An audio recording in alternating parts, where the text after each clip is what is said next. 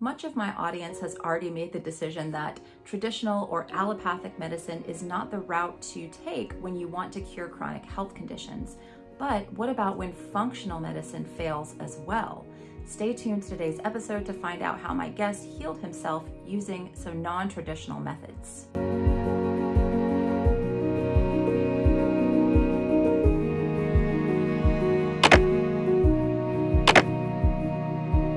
Welcome back, my friends. My name is Sarah. I am known as Carnivore Yogi. Thank you so much for being here and clicking on today's video.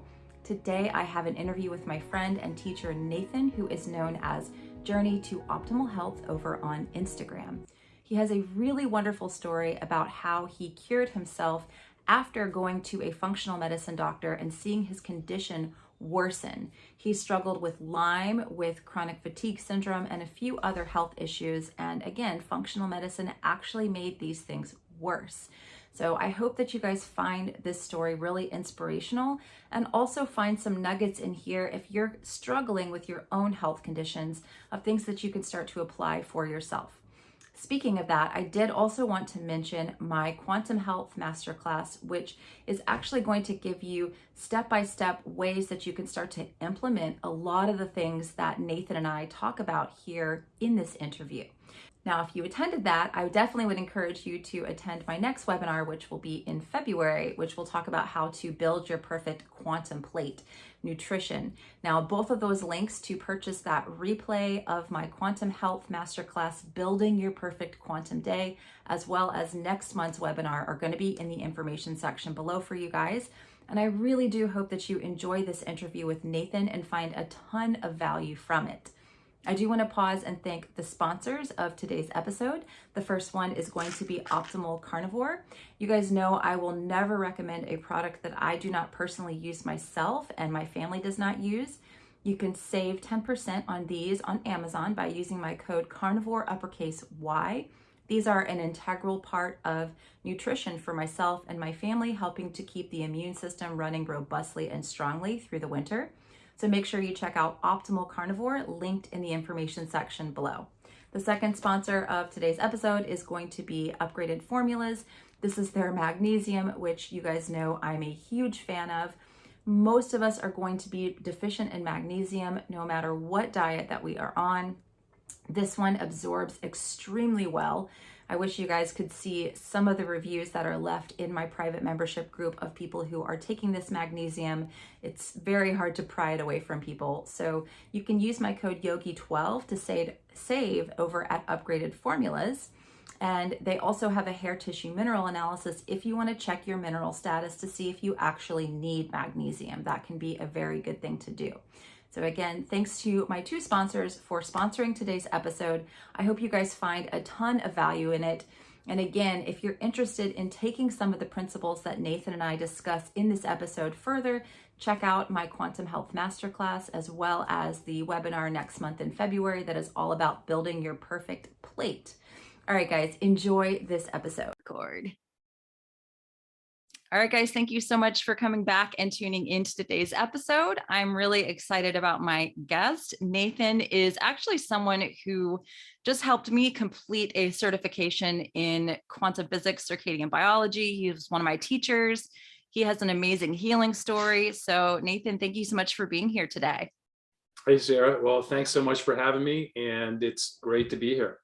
Yeah, awesome. Well, just would you mind going ahead and just talking about your story, how you came to quantum physics, circadian biology, how it helped you? I know it's probably a long answer, but let's just jump right in. Yeah, happy to share. So when I was in my mid-30s, I had a corporate job and I started noticing that I didn't have the energy I used to have. So occasionally I'd have these days where I was just dragging, I was tired. There would be nights where I didn't sleep too well. And as time went on, these things got worse and worse. And then I started getting other symptoms. I was dealing with like chronic back and shoulder pain, like up in here, would just be tight and painful. And I'd wake up in pain. And there are days I'd be driving to work, drinking my coffee, and I get to work. I wouldn't even remember the drive to work. And it wasn't because I was like hungover. It was just because my sleep was that bad. It just felt like I was tossing and turning all night. Then I started dealing with indigestion and then brain fog, and then anxiety, depression. I just had all these different symptoms. But the thing is I ate really well, pretty well. And I exercised, I worked out. So I tell my friends like, hey, you know what, something's not right. And they'd look at me like I was crazy. They're like, you're in great shape, you eat so well, it's got to be in your head. And I'd go to my doctor would take blood tests. They'd be like, well, everything's in the normal range. And, you're probably just getting older and stressed. So the stress part was true. I had a stressful job, but I was in my mid-30s. So to me, I didn't feel like I should be struggling with my energy levels throughout the day, that sleep should be an issue. So this went on for several years. And every year or two, I'd go to my doctor and he'd run the blood test. And every time he's just like, you know what, your weight's stable.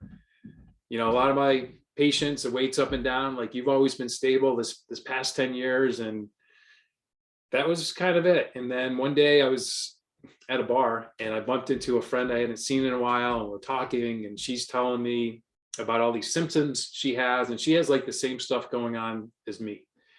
And she, I knew her pretty well, and she ate a pretty healthy diet. She exercised, she looked in really good shape. I was just like, oh my God, someone like me. And she had just gone to this doctor that does integrative medicine. So for people that don't know integrative medicine, it's kind of like a combination of functional medicine and allopathic medicine. So they prescribe medications, but they dig deeper. They look at vitamin levels, mineral levels, hormones, do GI tests, all that stuff. And it's a lot of money, right? For a lot of blood testing. It's a lot of money. Yeah. Yeah. It's a good point. But I had never heard of anything like this. I was super excited when she told me about this, and I had a good job. So I was, at this point, I'm just like, I'll pay anything to get better, because it was impacting my job performance. And I felt so off. Like, I don't know your story, but have you had health challenges where you just feel so off and you're just like, I don't know what to do? That's why I started the carnivore diet, which is that sounded like the craziest thing in the world to me at the time. But I was like, I don't care if I just have to only eat beef only. And then I'll like get rid of all these symptoms. If I can stop sleeping on the couch every night because my gas was so bad, like I will do anything to get rid of this. And so, yeah, that's why I got on this whole journey in the first place of doing carnivore. It was like, I'm desperate. Yeah. So for anyone that's been through it, you get really desperate, you get super frustrated, and you just want to get better. So I go to this doctor. He spends about an hour with me asking me all sorts of questions, which no doctor had ever spent an hour with me in one sitting. And at the end of our talk, he's like, I think you have Lyme disease. I was like, Lyme disease? I was living in the DC area at the time. I grew up in the country. I'm just like, I've never had a tick on me in my entire life. And so he's like, oh, let's, we'll run all the tests. So he ran a bunch of tests, and I had dysbiosis in my gut. I had candida. I had Lyme disease. I had babesia. I had mercury toxicity. My hormones were super low. Like my testosterone was in the toilet. Vitamins, minerals, everything was just not in a good place. I had adrenal fatigue. So I was actually happy when all this stuff came back, because I'm like, okay, now I know what I have. I can address it and turn things around.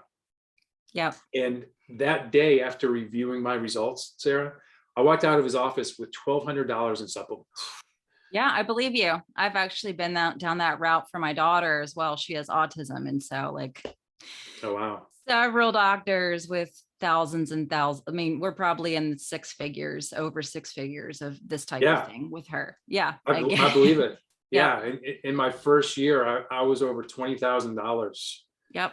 Between, I had pretty good insurance, but this doctor did not accept insurance. So my labs were covered, but the supplements were not. The pharmaceuticals were covered. I paid like $5 or $10. But and so I had this big bag of supplements. I'm just like, oh, this shit's gonna make me better. I can't wait. Yep. I had I had an antifungal, which he wanted to start me on before the antibiotics for the Lyme. And he didn't tell me anything about a Herxheimer reaction. Oh God, yeah. So the first, like the day or two after taking all this crap. I had a massive Herxheimer reaction. Mm. I was married at the time, and my ex-wife, she's just like, "You look great."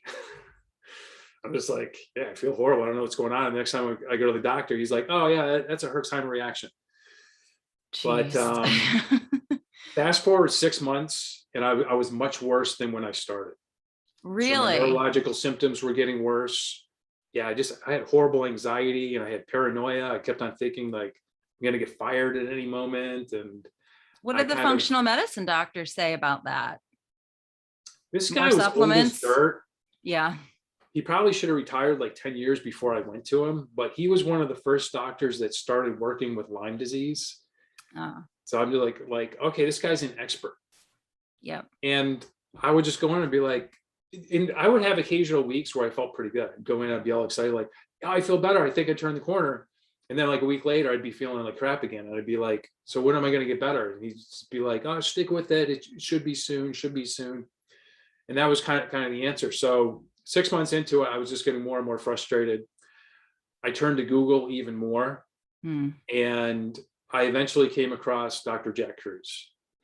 So I come across this website. And for those that haven't heard of Dr. Jack Kruse, he's a neurosurgeon. And since, I don't know, like 2010 or something, he's been writing this blog about mitochondria, about quantum health, about quantum biology, and all these things. And his blog is super technical because he writes it from the perspective that other medical doctors are going to be reading his blog.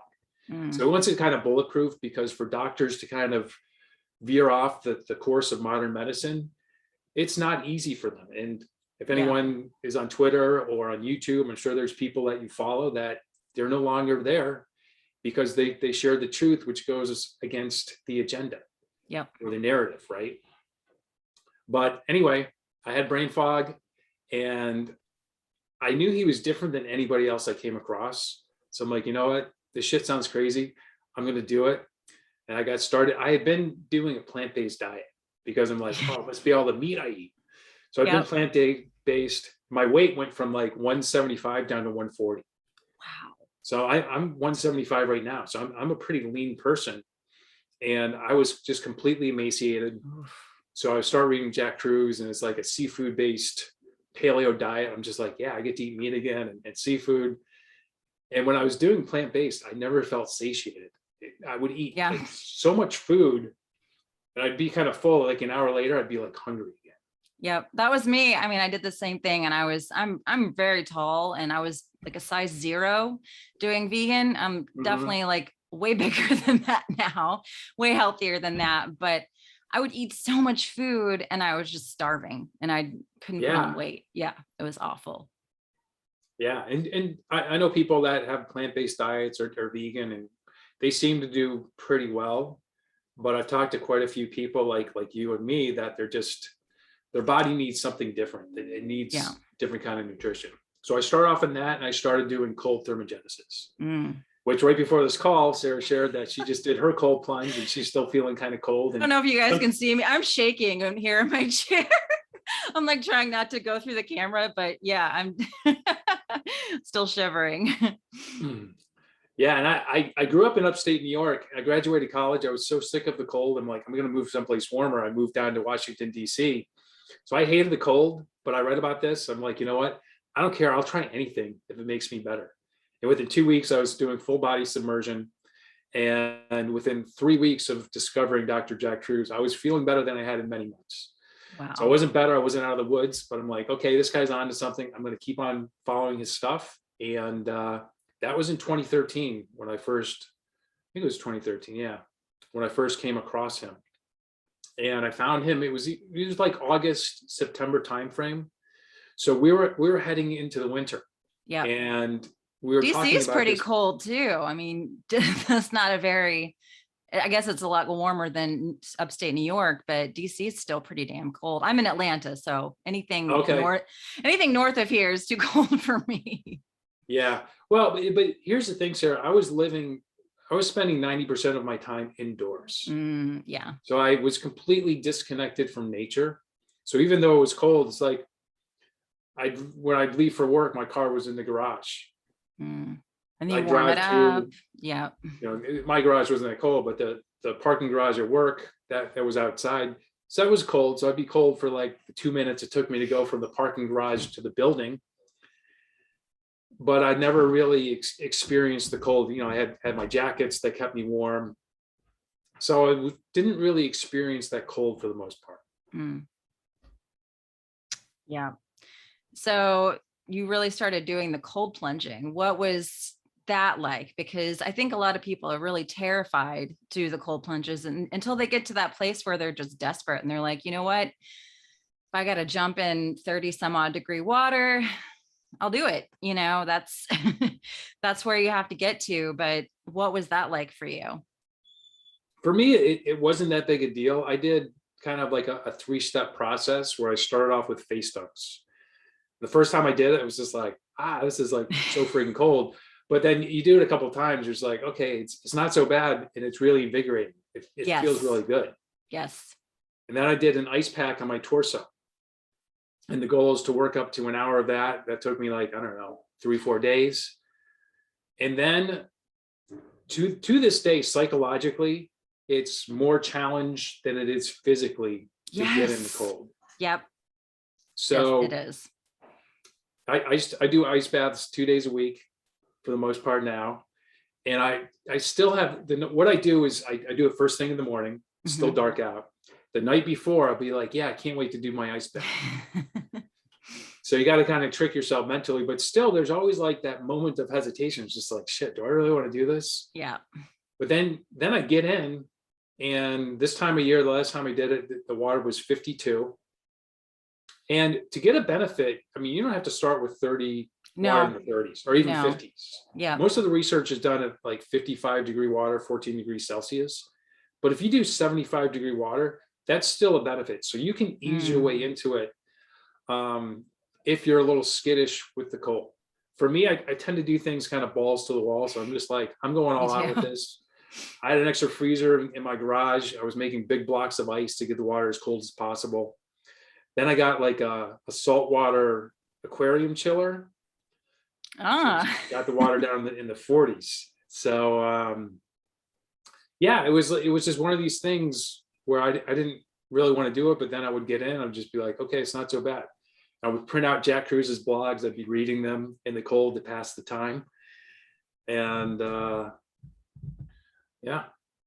Awesome. So I would say to answer your question, I would say if cold terrifies you, start with the face dunks. Yeah. You don't have to get the water super freezing, but pretty much everyone that I've had do them, they're like, I didn't like the first couple times, but now I love it. Yes. Some people, like the first time they do it, they're just like, yes, it's just because it gives you like a rush of dopamine, a healthy rush. Not like going on Facebook and getting depressed by something you see, or getting a boost of dopamine because you got some likes on your last post. It's like a healthy dose of dopamine. And it makes you feel good. It makes you feel invigorated. So I would say start with that and then just progress from there at your own pace.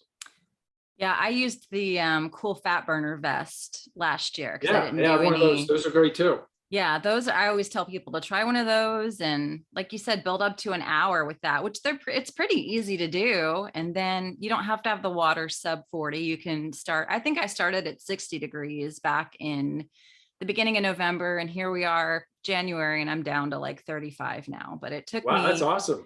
Yeah, good for you.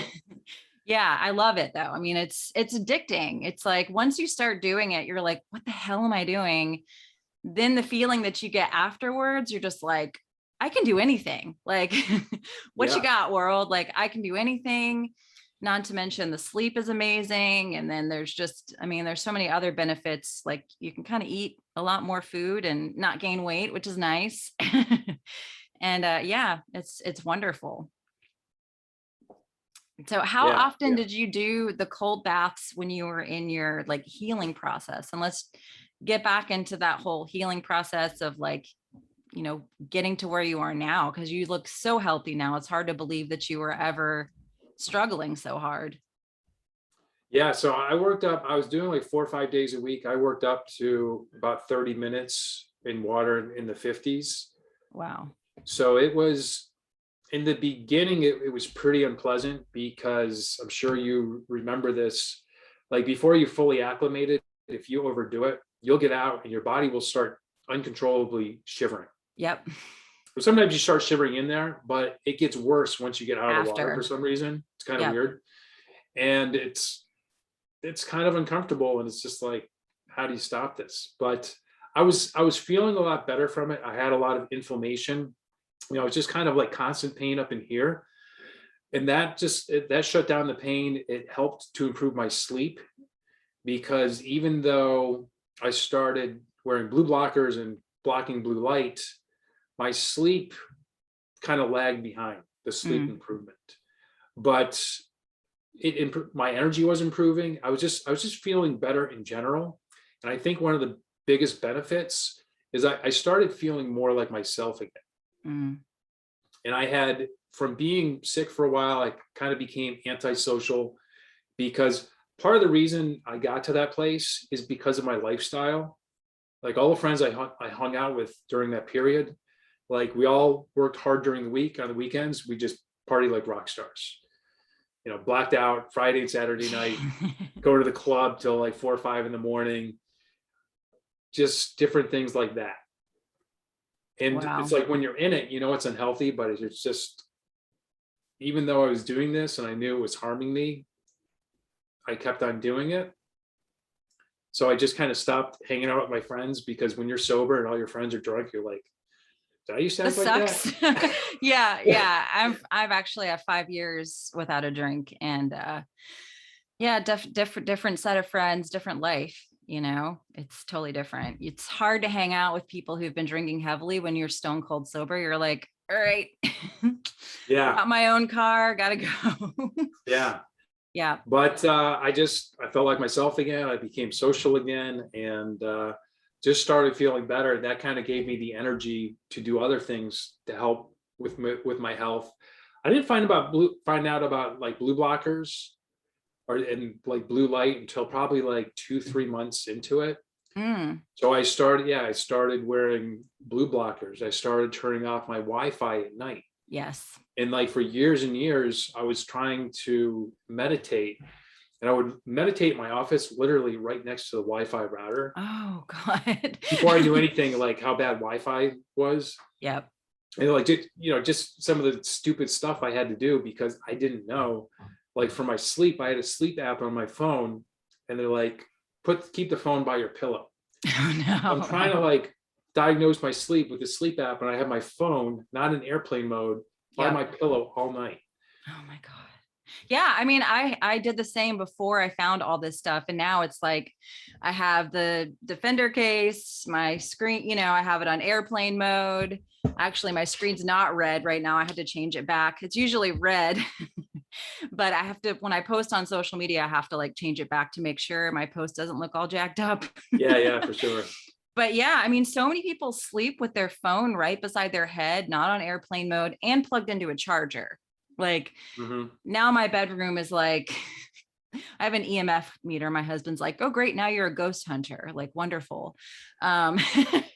But everything in the bedroom is like unplugged. And then we just have so many precautions now. Wi-Fi's off, and people don't know like how seriously these things can be affecting their health. And it's such a chronic, like low-lying thing that we're just assaulting the body constantly. And then you wake up one day, and it's most people that are in their late 30s or early 40s. And they're like, crap, my health is in the toilet. What have I done? What can I do? And they'll do everything with diet, but to tell them to, get rid of your Wi-Fi, put your phone on airplane mode, they're like, why would I do that? That's dumb, Yeah, it's such a great point. And so many today, medicine really misses the boat with a lot of things. Like emergency medicine is good. You break your arm, doctors are amazing for that. But for a lot of these chronic diseases people are dealing with today, for people that are just tired all the time, modern medicine, for the most part, does not have any solutions for that. And even a lot of the health coaches out there, like you said, the focus is on diet and exercise. Yep. And trust me, I had that down. I looked great, but I felt like crap. And my brain it was not working well at all. So like all the stuff Sarah's pointing out now, and a lot of the stuff I shared, the reason it helped turn my health around and help get me better is because it goes back to what she was saying in the beginning about quantum health, which is it addresses the health of the mitochondria, which your body uses to make energy. It uses to make water. So to really be hydrated, you need to have healthy mitochondria, because your mitochondria make a lot of things, but for all intents and purposes, they make ATP, which your body uses for energy. They make structured water, which is actually H3O2 instead of H2O. And that water is in your cells. And for your cells to properly function, it needs this metabolic water. It also makes, mitochondria also make CO2. So kind of a simple blood test to look at to assess the health of your mitochondria, one of them is CO2. So you want that to be a little bit higher. And then that's part of like the symbiotic relationship we have with plants. I've got a hanging plant right here. You can't see it. So the plant's giving off oxygen, which I'm breathing in, and then I'm giving it back my carbon dioxide. Yes, it's such a great thing to point out, because we just have lost connection with nature. I mean, and people just think it's too good to be true. It's too simple to be true. But these things that you mentioned, I mean, we get that electric charge that our body needs to stay hydrated from going outside, from being barefoot, from having light on our skin, from all of these things. And we mess up that negative charge by being around Wi-Fi, being around all these electronics and things that are disrupting that. And I don't think people understand, like, so this is my thing. I did carnivore, low carb, keto for all these years, and I was always dehydrated, because when you go on a diet that doesn't have carbohydrates, it's harder to hold on to water, period. And if you have a mineral imbalance, it's going to show up. Like, you probably already had it, but it's going to show up more. And so until I started doing daily sunrise, bare feet outside, turn off the Wi-Fi, all this stuff, I struggled like hell with my mineral balance. And now it's like, oh, I'm fine. I'm like, I don't have to like constantly do all this testing and like, you know, add all the supplements to keep my minerals intact, because I'm not constantly dehydrating myself by being disconnected from nature. And I don't think people like make that connection. But I think Carrie, who was on, Carrie B Wellness, she does a great job talking about how that water inside the body, when we're around those frequencies, it actually can it can take that water down by like 15%. Is that right? Yeah, I don't know the percentage, but it can, those frequencies along with LED lights and the flicker effect, all these things, they can cause dehydration. Like energy efficient lights, if you break down the color spectrum, a majority of that color spectrum is blue, even though they look white, it doesn't look blue. Right. But that frequency of blue light, it penetrates 1 to 3 centimeters into the skin. And we can't feel it because humans have not evolved to only getting exposed to blue light. Right. So for example, if you go out in the sun in the summertime and you get too much UV light, your skin will get pinkish and you'll feel pain at some point. So that's your body's way of telling you, okay, you've had enough sun, go inside. But our body doesn't have a detection system to let us know, okay, you've had too much blue light. And that blue light, it causes inflammation, but it's a different kind of inflammation. It is more in the fat mass, as opposed to your skin where you don't have the same nerves. And inflammation has a half-life. So the inflammation caused by blue light actually has a longer half-life than inflammation caused by UV light. Really? Yeah. Wow. Yeah. So you have this, basically it's systemic inflammation, because most of us spend the majority of our time indoors under this artificial light, which is making inflammation in the body. When you have inflammation, the mitochondria don't work. When the mitochondria don't work, not only do you not have energy, but they're not making that water either. Then you get dehydrated. Yeah. And this is the problem. And this is why I'm so like fired up about all this stuff, because I have so many people that are following a very strict diet and they can't lose weight no matter what they do. And I'm like, as a health coach, I don't want to give them a, 1,200 calorie a day diet. That's just not sustainable. Like most people can't stick to that, and it's just going to be horrible, but they still can't lose weight. And I'm like, well, you know what? Let's back off the food micromanaging and like, let's look at the rest of your life, because it's a mitochondrial issue. And they're like, oh, mitochondria, that's a little over my head. I'm like, no, let's just keep really simple. You don't have enough energy, like, period. That's what it is. Your body is not creating enough energy. And so we can fix that. It's not irreversible. It can be fixed, right? Yeah, 100%. And you've said it 3 or 4 times so far in this talk, how you like to go out and watch the sunrise. Love it. I'm addicted. And ground. Yeah. And the reason is that sets your circadian rhythm. So the circadian rhythm, that controls growth. So all of our cells are regenerating at different rates, like our skin cells. So for ladies, if you want to maintain beauty, you need good regeneration of skin cells. You also need hydration, because when the face becomes dehydrated, that's wrinkles. Yeah.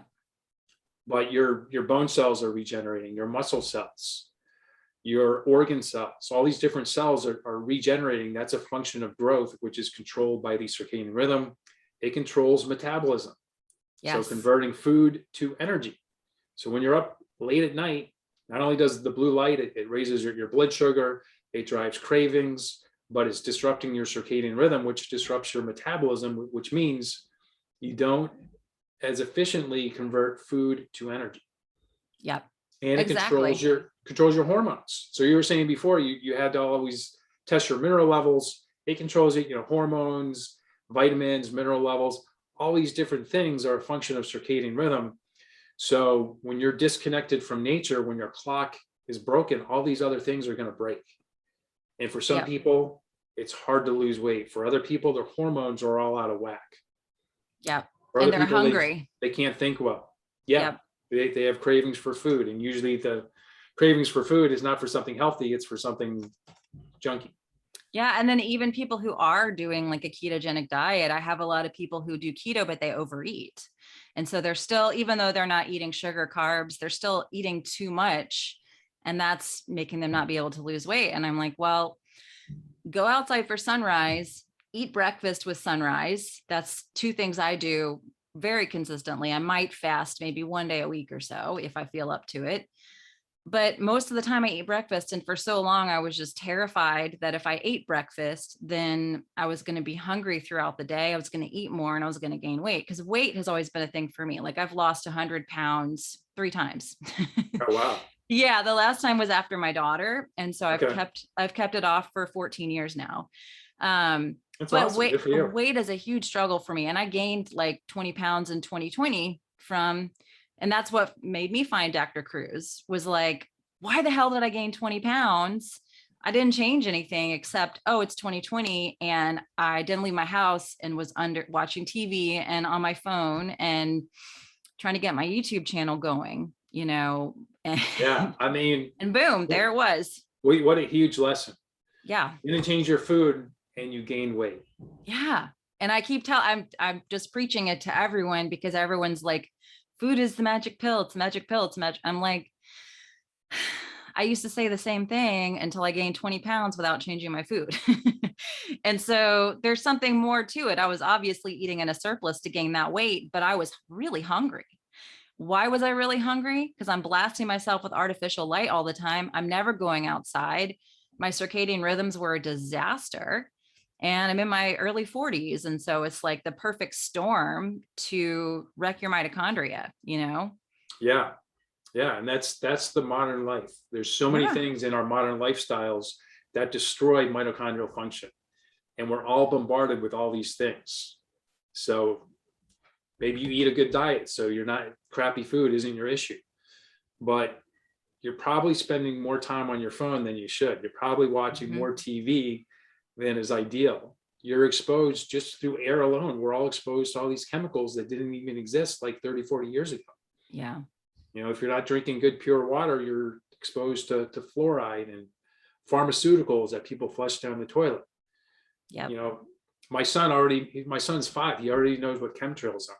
I'll be taking him to school. He's just like, Daddy, there's those bad airplanes. I was like shaking my head like, But EMFs. A lot of towns are rolling out 5G. Elon Musk has all these satellites, and Amazon has these satellites in the air, so people can have internet in the middle of nowhere in the mountains. Yep. So yeah, there's just all these different things, the lights that we talked about, that we're all just bombarded with. And the nature of life is, a lot of us work on computers, or we work inside. So we have the absence, not just the addition of all these things that destroy our body's energy production because they impact the mitochondria, but we have a big lack of the things that help us, like being connected to nature, like walking on the earth and bare feet, or just getting natural sunlight without sunglasses on. Yeah. Yeah. And that's I was a chronic sunglasses wearer. Like up until I found Dr. Kruse, I just always wore sunglasses because my eyes, like I would go outside and I would just be like, oh, I can't, it's too bright. And driving, I couldn't drive without my sunglasses on. So it was an adjustment to say, all right, no more sunglasses, and we're going to look at sunrise every day. But my eyesight has actually improved. I was talking with Victor Mifsud. I'm not sure if you know him. He's Yeah. He was on the podcast about a month ago. Yeah. And we were talking about vision, and I was like, beginning of this year, I could not read across the room on the TV, which probably shouldn't have been watching TV anyway, but I was starting to not be able to read things. And I was like, this is weird because I've always had good vision, but I guess I'm in my 40s. So, okay. And then fast forward to sunrise and keeping my blue blockers on at appropriate times, my vision's improved like dramatically. Amazing. So I think we're just so prone to like, oh, we just break down, we just degenerate, and we don't stop to think maybe this is an energy production issue that my body is having. Yeah, and well, so few people talk about that as well. I remember when before I discovered Dr. Kruse, I did like a post. I joined a CSA, and the email was kale, and I hated kale. So I made like a Caesar salad with it, which was actually pretty good. But I posted this picture, and someone's like, oh, that's going to supercharge your mitochondria. That was a comment. I was just like, what are you talking about? But just most people, and this includes medical doctors, this includes most health coaches. Yeah. They don't really understand A, what the mitochondrial does, and B, how do you fix it? How do you help it make more energy? How do you grow new mitochondria? How do you repair the mitochondria that you have? That it's kind of like your car. You've got to maintain your car. And if you don't maintain your car, at some point it's going to break down. You also have to maintain your mitochondria. And your body does that when you're connected with nature, when you're getting quality sleep, when you fast, when you have a biologic stressor. Your body will do these things to help repair the mitochondria. But a lot of people today, they might be doing a little bit of that, but they're missing some of the big components that are really going to drive that function to make you better and make you healthier. Right. I mean, the big thing right now that most people I'm sitting here, my window's open. It's like 40 degrees outside. So it's still kind of chilly, not for a northerner, but for a southern person, it's kind of chilly, but I keep the windows open. I drive my family crazy because we try to keep the house in the 60s and windows open. And I'm always, because we're never experiencing winter, and I'm going outside. I'll eat my meals barefoot in the yard.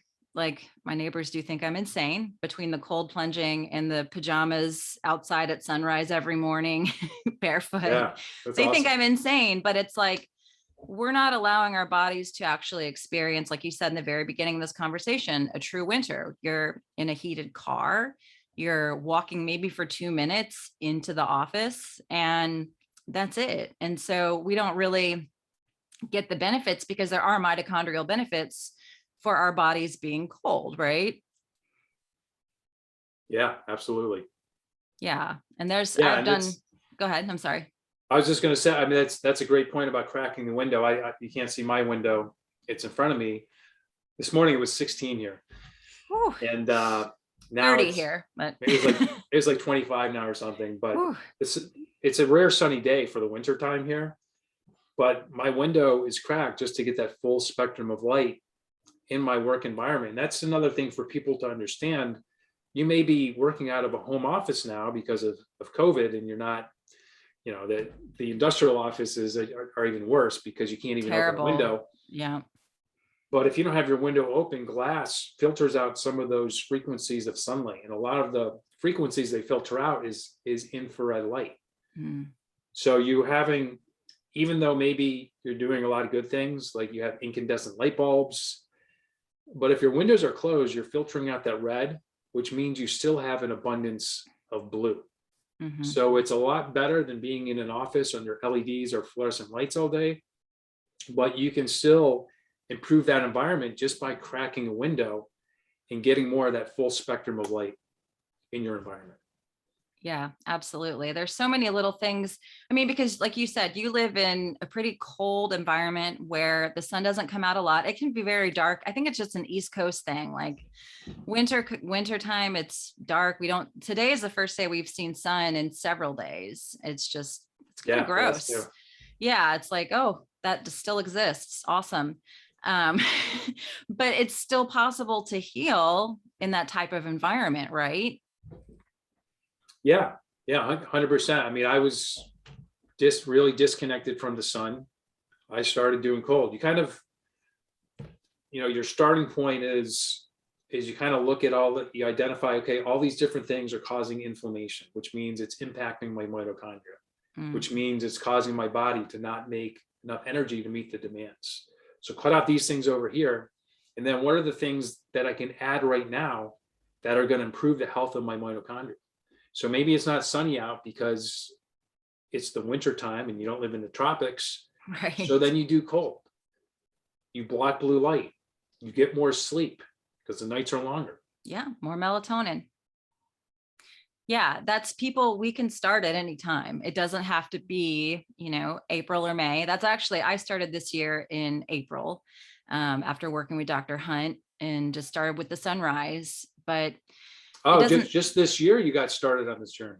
Yeah. Oh, that's awesome. Wow. I mean, you sound like a pro. So you've really come a long way. That's awesome. Well, when I'm I'm like you, balls to the walls. When I find something that is changing my life, I become extremely passionate about it. And I throw myself into learning as much as humanly possible about it. So that's how I've gotten to connect with Dr. Kruse, had him on the podcast, and, just connecting with as many people as I can, having these types of conversations. And then just like all my free time, I'm like blogs or listening to Dr. Kruse or some of the amazing other doctors and professionals in this space. And it's just so life-changing. And I was able, someone the other day commented, please stop talking about your weight loss on every podcast, because I'm tired of hearing about it. And I'm like, oh, just unsubscribe. Why don't you? Because I've lost 30 pounds since April of last year. I lost it by September. It was quick. It was rapid. And that's quantum, right? It's a small thing that you do for a huge result. And I'd been struggling to lose that weight for years, just because I do have obesity genes. I do have genes that predispose me to that, but add in the quantum stuff, and then all of a sudden I don't have to deal with the obesity. So there's that. Yeah, that's huge. And just to comment on what you said, anytime you have a success in life, you want to be talking about that as much as possible, because that's going to program your mind to seek more of that. So another big thing I want to bring up when it comes to healing is who you surround yourself with. So environment, that controls the expression of your genes. Part of your environment, it's not just the air you breathe and the water you drink and the food you eat, but it's the thoughts you have, the people you surround yourself with. So if you're trying to make some changes, sorry, my dog's barking, but if you're trying to make changes and someone's around you and you're like, I lost 10 pounds, and they're giving you a hard time, that's someone you want to drop from your life, because that's going to make it that much harder for you to keep on making the changes you need to make. So you create a permanent change to your lifestyle, so you keep on getting those benefits. I agree 100%. And thank you for that. I just probably shouldn't read so many of the comments. I just really love, I have such a cool community of people who listen to the work that I put out, and I love to interact with them. But every now and then you get that one and you forget about all the really amazing ones and just think about the one bad one. It's just, I think, human nature, but that's. Yeah. Well, if you go back hundreds of years before we had our cushy lifestyles that we have, there were a lot of threats. So the brain is trained to always be looking for threats. Yeah, that's true. So very true. And, the thing you mentioned about surrounding yourself, it's funny. This course I'm teaching on Sunday, it'll probably be over by the time I post this, but I'm asking people if they want to add a question that I can do during Q&A time. And one of the questions this morning, which I think is such a thing to address, is how do you deal with unsupportive family members, like people that you live with? Did you have to encounter anything like that in your healing journey, or do you deal with that with your clients? It's a great question. It comes up a lot. It's one of the biggest challenges, because obviously you can change yourself. You can't change other people. Yep. I think everyone on this that's watching this has either tried to change someone or just knows that it can't be done. Yeah. Some people will embrace it. Other people it'll push them away. I ended up going through a divorce about, how long? It was about a year after. My ex-wife, she thought Jack Kruse was batshit crazy because I made a lot of changes, and I was probably a little too dogmatic in the beginning, where I was kind of like, oh, you need to do this too. Yeah. That was a mistake. So number one is you focus on you keep on improving yourself. Some people are going to gravitate to that. They're going to be like, teach me, I want to be like you. What are you doing? Other people they're going to try to pull you back down. When it's family, it can be really difficult. Mm-hmm. So you need to do the best you can do. You need to have that conversation with the other person. Like, this is something I'm doing for me. It's important to me. I want to improve myself. I want to fix my health or whatever. I'm not asking you to do it. If you want to do it, great, but please support me on this. And just like what's going on with COVID right now, it's breaking up a lot of families, friendships. Yeah. Yep. This has that potential too. I mean, I hate to say it, it's kind of the dark side of self-improvement. Yeah. Is you will lose some people, but at the same time, now okay, this is somebody that probably should not have been in my life long term. Anyway, the other thing is, it's super important. If, let's say, you live in maybe a remote area, maybe a small town, and there's not going to be a whole lot of people potentially to get on board with you. Use social media to your benefit. Build community. There's lots of great communities. Connect with people on Sarah's on these videos. Make friends with these other people. I've met friends from all over the world just from the stuff I share, and people will reach out. And it's so important not to just go on social media to like people's things and get pissed about what somebody's posting, but to make true connections. You can speak to somebody pretty much anywhere in the world. You can have a video call with someone today anywhere in the world, pretty much. Yeah. So make those connections, build your own community. And at some point, more and more people are going to gravitate towards you as you look better, you feel better, you perform better, make more money, all these different things. So it's going to take, there will be some trial and error. There will be some disappointment. Not for everyone, for a lot of people.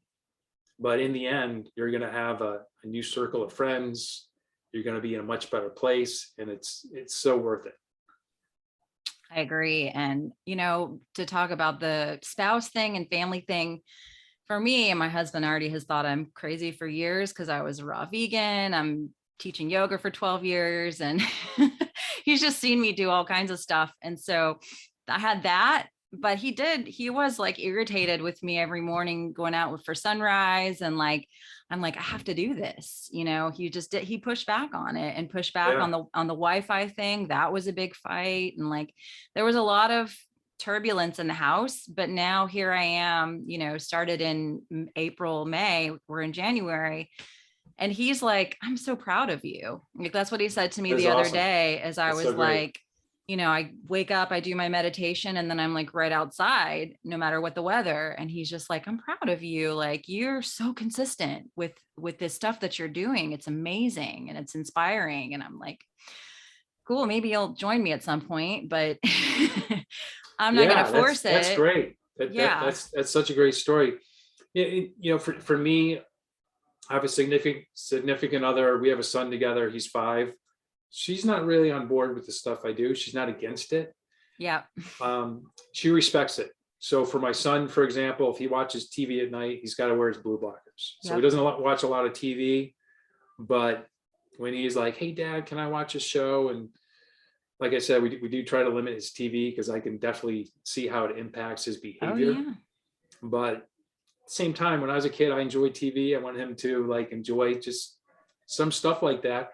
Just be like, yeah, okay, just get your blue blockers. And she totally supports that stuff. Yeah, that's perfect. Yeah, when we moved, she before me, one of the contractors, she's like, yeah, these are all LEDs. We got to get rid of these. Love it. It wasn't so much for her, but it's more for me and for her son, and it's benefiting her too. But yeah, if your spouse or significant other just invested a lot of money in LED lights, start with a few light bulbs where you spend the majority of your time. Yeah. And a lot of my clients, well, I'll tell them this stuff and they're just like, what? But then they do it and they're amazed at how much better their sleep is. Mm-hmm. So they might think it's crazy, but if all of a sudden they go from like sleep not so good to sleeping much better, and they wake up feeling a lot better, that's going to bring them on board pretty quick. Yeah, I think that's the biggest issue that people have, other than complaining about stubborn weight, is the sleep issue. And that's, most of the people are like late 30s, early 40s and beyond. It seems like that's when the sleep really, really, really declines. And you had mentioned when you first started doing the quantum stuff, the sleep was like the last thing for you to improve, or was slow to improve. So what do you think really helped you the most with the sleep? Was it like a cumulative of doing all of these things, or was it cold, or what really helped you get your sleep in the best place? It's a good question. I think it was just the accumulation of all the changes I made. Like I was probably for 20 plus years, I was a night owl. During the week, if I got to bed before midnight, that was early. Ooh. And now I'm usually in bed by 9:30. 10 is like a late night for me. Wow. Yeah, that's us. I mean, we're like lights out at 9. No Yeah. TV after 7. Like I'm the crazy mom, but we read a lot. Yeah.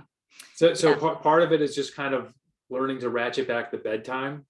But once you start watching the sunrise and fix your circadian rhythm, that I wasn't doing that in the beginning just because of where I lived. It was kind of hard to see the sun. I ended up moving out of DC to upstate New York, to just a rural area to get away from EMFs. Then I started watching the sunrise. That had a huge impact on my sleep. But before that, I had changed out light bulbs. I had started wearing blue blocking glasses. I had started turning off the Wi-Fi at night. I was doing cold.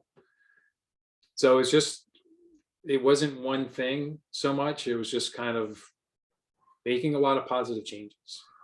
Yeah, I think that's key. And it builds up. It's not like you have to wake up one day and do everything all at once. It starts with, like you said, change out a light bulb here and there. Like we started with the bedrooms and the bathrooms for the light bulbs.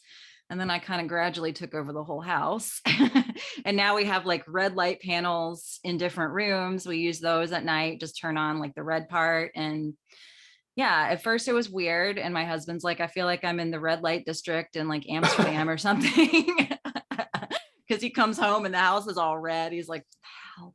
But now it's just like normal part of life. And yeah, it's no big deal. So it's a gradual thing. It's funny. The other night we have two lamps in the bedroom that have red light bulbs.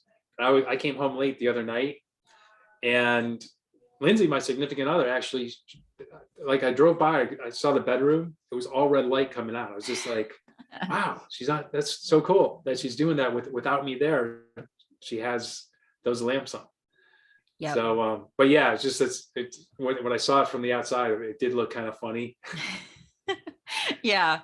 Yeah. There's, I have a private group of people, and I've got all these ladies all across the world doing this, and it's amazing. And, the stories they tell me about their husbands and like the reactions. I had one woman, she had a cool fat burner vest, and her husband had to like help her put it on. And he's like, "You've just completely lost your mind at this point. Like, what the hell are you doing? Why are you wearing this thing?" And she was like trying to explain cold thermogenesis, and I don't know, some of the comments in that group, it's just funny. And that's the importance of having that community, because, I'm the only person in my neighborhood that I know of that's out in the front yard facing east in bare feet in 30-degree weather every morning.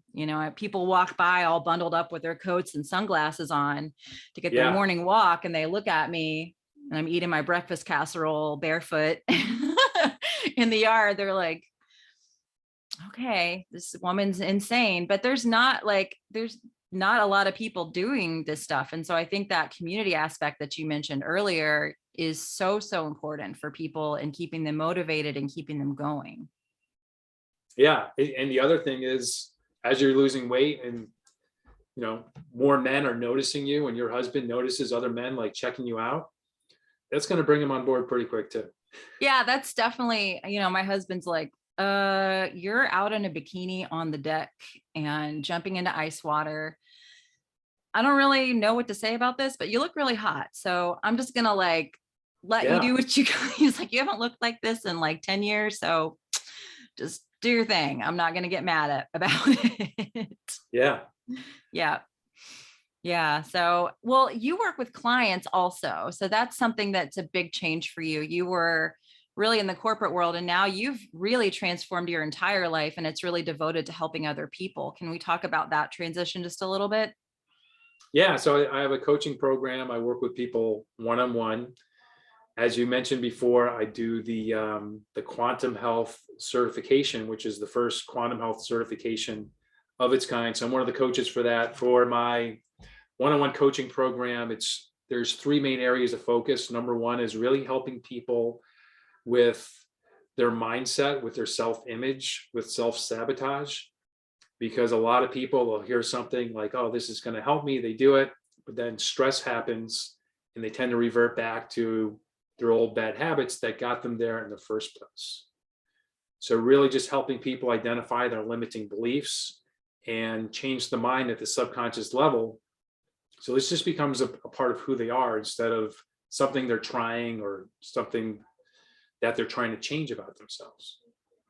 I love that. And do you kind of integrate meditation into that, or is it a specific, how does that work exactly in your coaching program? Because I think that's such a huge barrier for most people, is those self-limiting beliefs. Yeah, it's a combination of a lot of things. A lot of it is mindfulness. Just having that kind of awareness moment to moment, becoming aware of our thoughts. Because a lot of us, we say things to ourselves we would never say to anybody else. If we did say those to somebody else, they wouldn't want to be our friend, or they wouldn't want to be in a relationship with us. So it's becoming aware of those thoughts. It's learning to healthfully get a handle on stress, because guess what? Stress isn't going anywhere. It's getting worse. Yeah. Right. If you look at like the stressors we have today versus 1-2 years ago, it's exponentially worse. Yeah. 100%. A year from now, it's not all of a sudden going to be like magically better. Probably going to be worse. Hate to say it. So it's just learning, okay, what are some tools? What are some things I can do so I can manage that stress in a healthy way? I can help my body process it and release it. So yeah, it's a combination. I have a lot of different tools, and some people prefer meditation. Some people like to do tapping, for example. So there's a lot of different things. It's just really finding, okay, what are the things that you can do that you're going to stick with and that just resonate with you. I love that. I love that. And so what's the best way if people want to find you and actually do some of your programs and work with you? How could they find you? Yeah, well, you can check out my website. Just real quick, the second part of the Oh program. yeah, I wanted to talk about parts 2 and 3. Yeah. So the second part is really focused on mitochondrial health. Yes. So what are the things in my life I need to eliminate or reduce that are impacting my mitochondria? What are things I can add that's going to help them work better? What are some things that are going to help with my hormone levels, so I'm feeling better, so I can think better? Neurotransmitters, just like a hormone in the brain, things like dopamine, serotonin. Your immune system, which really has to do with gut health. So really helping people so they have a stronger immune system, think better, feel better, perform better. Now, with your background doing the functional medicine, do you recommend people do a lot of supplements? Or are there supplements that you add to your programming, or what's your stance on supplements? Because I know there's a lot of Jack Kruse people that are strictly against them. I take a few that I don't really want to give up. So what do you, just curious your thoughts on that and how you work with clients. It's a great question. I do have a few different protocols that do involve supplements, but there's none of my clients I recommend, okay, take this every single day. So targeted supplements for specific protocols or biohacks, I think are fine. Some people have the ability to do a lot of testing. So if you have that ability and okay, I've got a deficiency in this, yeah, I think it makes sense to supplement that in the short term to help your body get back to where it needs to be. But I don't believe in relying on supplements. In fact, I think it's impossible just to reverse your health just using supplements. But they're a tool, they have their place. And for some people, they'll have a whole counter full of supplements like I used to have. Yep. I don't think that's a graveyard. Yeah. It's hard to maintain too. Yeah. Like people that are on prescription medications that need to take them, every day for the rest of their life, they choose to do that. Like for me, I find it very hard to stick to like a long-term routine of taking supplements, because it's, as you reconnect with nature, it's not natural for your body to do that. It doesn't feel natural to swallow a handful of pills 3-4 times a day. Like that's where I got to. Yeah. I did a course of deuterium depleted water, like for 90 days. I just got off of it in December and I really am like wanting to go back. I miss it, but I know you shouldn't. What did you feel from that? Oh my God. After the week 3, when I woke up on like that 21st day, I was just like bouncing out of bed. I was like, whoa, really? What is this? Yeah. And my metabolism was really fast. Like I was trying to track calories at that point, because I was just like, well, I've lost this weight. I want to keep it off. I got to keep a tight rein on my calories. And I couldn't freaking do it. I was like, I can't eat maintenance calories. And I was able to kind of throw away all the tracking. My energy was amazing. Yeah, I responded extremely well to the water. That's interesting. What, like how many ppm water were you doing? Like how much? I was doing like between 100 and 120. Okay. Yep. Was that like the only water you would drink, or you do like a bottle of that a day? I mixed it in. So we get Mountain Valley spring water delivered in glass. And so I was mixing the Mountain Valley spring and the deuterium depleted to be about between 100 and 120. I wasn't exactly precise, probably closer to 100, but that's all I would drink. And I don't drink coffee, so that was no problem. If I wanted to kind of like have a Zevia, which I do drink a Zevia every now and then, I would just chase it with pure deuterium depleted water. Okay. Like a psycho, because I don't do anything halfway. But yeah, I mean, I was very strict with it. And when I made bone broth, I would make my bone broth with the deuterium depleted water. So yeah, I felt amazing benefits from it. And the other point I was going to make is that that's when I went off like a ton of supplements. I was like, I don't need these anymore. I just felt like that unnatural feeling of like swallowing all these pills all day. And when I added in that water, it was like the boost that I needed to get off of a ton of stuff I was taking. now I'm off the water. I do kind of miss that metabolism boost that was giving me, because I have to watch the food a little bit more. But I'm not back on all the supplements. So I think Cool. that's, people, that may not be the route for people with their supplements, but I think we have an over dependence on them in the health space. And Yeah, they're I just totally agree. seen as like a magic pill. So yeah, I think a targeted approach is much better for people.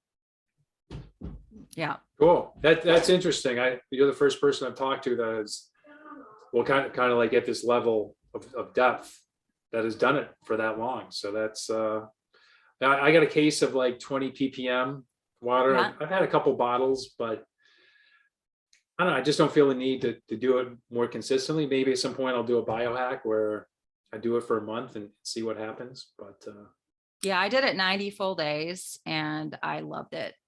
So I'll probably try to do it once a year now. I think that's my plan, because it's not something, it's back and forth. I interviewed Victor Sagalosky. I totally screwed that up. He's one of the owners of Light Water, which is a deuterium depleted water company. And we did a whole conversation, and he and Robert Slovak both say, oh, you should be on the water all the time, but then there's other scientists that say maybe just 90 days at a time, let your body kind of clear up any tumors or anything that's going on in there. You don't want to get used to it. So I decided to err on the side of caution. Yeah. There's a lot of strategies for that. You can cut out high deuterium foods and water and eat more deuterium depleted foods. You can, dry fasting is a great way to deplete deuterium. Yep. So, but I'm psycho because I was doing keto and dry fasting and extended fasting with the water. So I was just like, oh, wow.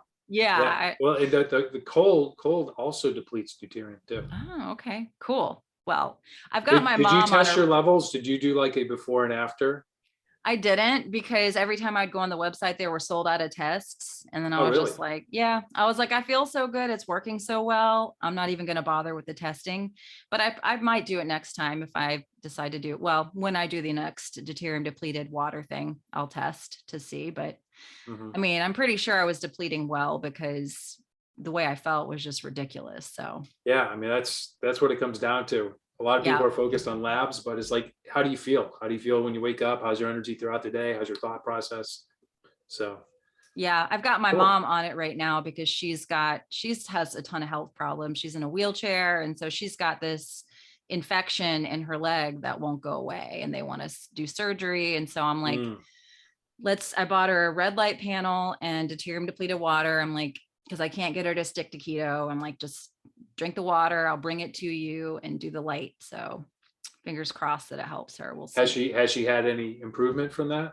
It's soon. We just started it about 2 weeks ago. So I think it's too early to tell. Yeah, She says she has more energy. So we'll see. Good. We'll see. Cool. Yeah. I hope it works out. Thank you. Me too. Well, let's jump back to your coaching program. What's the third part for everybody? So the third part is just integrating these different practices, making them a permanent part of your life. So it's creating a new lifestyle that improves the health of your mitochondria, improves your emotional resilience. It just teaches you how to thrive in this modern world that is making a lot of us sick. Yeah, I agree. Awesome. Well, I love that. And is it like an online course, or you work one-on-one, like doing coaching calls, or how is that format set up? Yeah, it's one-on-one Zoom calls. Awesome. Very cool. Well, I will make sure that I link all of your information in the show notes, because I know people are going to want to get in touch with you. And what's next for you? What are you excited about right now? I'm really excited about growing this quantum health certification course. And I really would like to get back to public speaking. I don't know when that's going to happen with COVID and all, but I'm hopeful we'll see some positive change this year or in the coming years. So we're kind of in a sticky place right now in history. Like, none of us have lived through this before.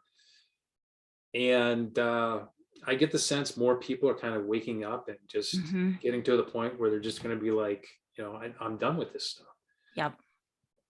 So I guess now that you ask me, I'd like to help speed up that process of change and transitioning to a better place as a society where we can respect our differences and embrace, our common goals and be able to live the way we want to live and make those choices without people coming down on us.